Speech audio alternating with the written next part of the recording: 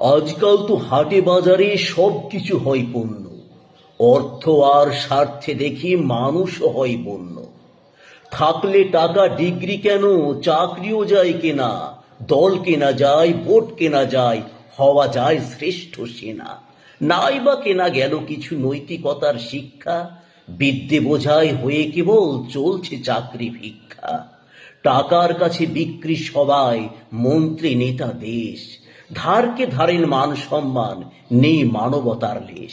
চাঁদেও জমি ফেলছে কিনে প্রচুর টাকা যার, মঙ্গলেও জমি কিনে দেয় প্রিয়জনে উপহার। মেয়ে কেনা যায়, ছেলে কেনা যায়, আইনও হয় তাই।